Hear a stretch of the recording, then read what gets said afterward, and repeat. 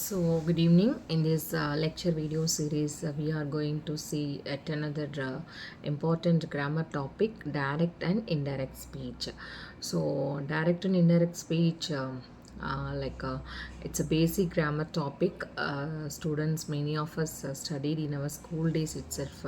But the question is, are we aware about the rules and regulations? Why still people are dislike grammar? Especially, I just want to know from each and every one of you seeing this video. So why we don't like grammar and what is the reason behind it? The thing is that have we understood the grammar as it is, or else we are just memorizing the key answers? The secret is that what I have understood all this time in the sense, grammar is such a easy topic. When you apply the methodology in a proper way, you can get an answer.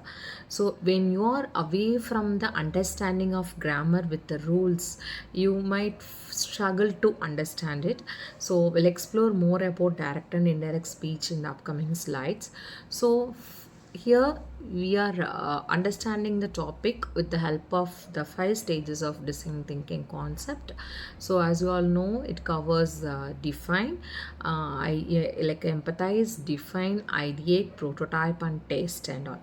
So in a part of define, understanding the, like in a part of empathize, understanding the speaker's intent, in the sense whether he is addressing me directly or else he is sharing the words of somebody else, and thinking that what is his need to convey the message. And whereas in a point of define, so core difference and key components and typical challenges, whereas in a part of ideate, reporting verb variance. So here comes the major part to understand the direct and indirect speech and the conversion technique, use causes for speech types. Similar way, when you are okay with all the above findings, you can do more exercise practices in a part of prototype and test.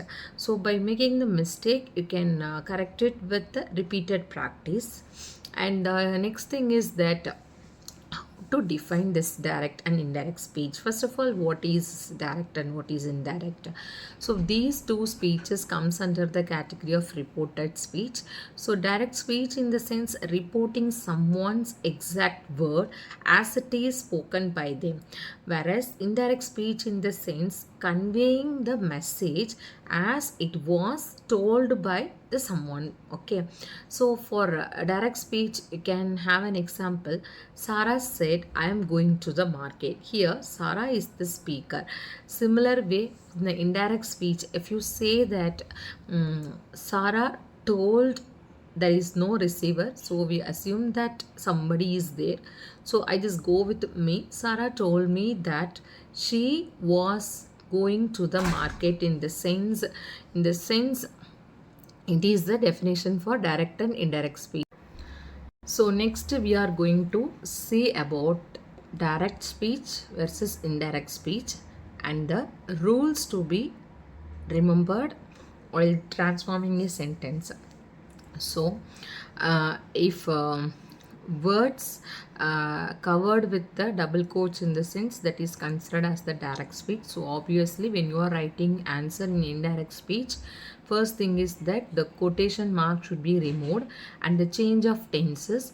Direct and indirect speech, the role of tenses plays a major stuff here.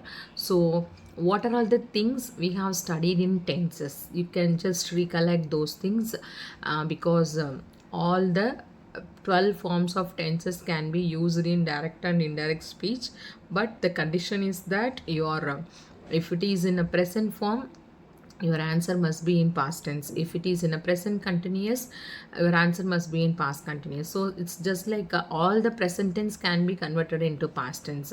So the past tense can be converted into simple past, can be converted into past perfect tense, and the past continuous can be converted into past perfect continuous tense, and the future tense can be converted into future past.